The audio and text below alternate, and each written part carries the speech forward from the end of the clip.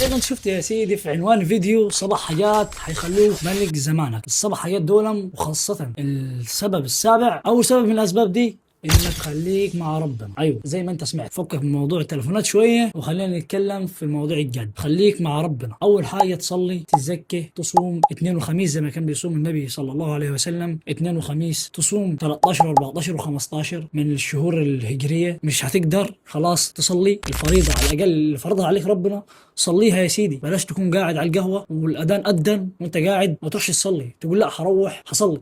انت ايش اللي ضمنك ان انت هتروح اصلا؟ بعد الشر عليك طبعا. انت ايش اللي ضمنك انت هتروح؟ انت ايش اللي ضمنك انت هتروح؟ فلازم وقت ما الصلاه يأذن، ده ربنا بيقول حي على الصلاه حي على الفلاح. حي هنا معناها اقبل يا عبد، ربنا بينادي عليك. انت لو واحد مهم رئيس جمهوريه مثلا بينادي عليك، انت حقوم تفز من مكانك، لا مؤاخذه يعني في اللفظ، انت حقوم تفز من مكانك. رب العباد يا اخي، شوف سبحان الله، ربنا بينادي عليك وانت مش بتلبي نداءه، فتخيل كيف حيكون عقابك. واول حاجه تحتسع عليها في القبر هي الصلاه. معلش طولنا في الجزئيه الاولانيه، لو كنت تقلت عليك معلش، عشان دي جزئيه مهمه جدا. ثاني سبب هو البعد عن صحاب السوء او صحبه السوء. حرفيا ما بلاش تصاحب حد خبيث، بلاش تصاحب حد مش كويس، بلاش تصاحب حد مش زيك. انت مثلا شخص كويس، ما تروح تصاحب حد مش كويس يسحبك لافعال وحش لا قدر الله. انت مش كويس، صاحب حد كويس يا سيدي هيحسن منك، لكن ما تبقاش العكس. تبقى انت مش كويس تروح تصاحب حد مش كويس، انت كويس تروح تصاحب حد مش كويس. ما ينفعش. خليك في العكس، او خليك في الاثنين مع بعضهم، يبقى افضل طبعا يعني. لكن لو ما فيش الاثنين مع بعضهم، انا عارف ان خليك في العكس. خليك لو انت مش كويس لا قدر الله يعني، خليك مع شخص كويس يسحبك للصلاه، يقول لك ايه الصح، يقول لك ايه الغلط، يقول لك انت تعمل صح وانت ما تعملش كذا وانت تعمل كذا. وده خلينا ننتقل للجزئيه الثالثه. باختصار الجزئيه الثالثه مش هنبعد كثير عن الجزئيه الثانيه.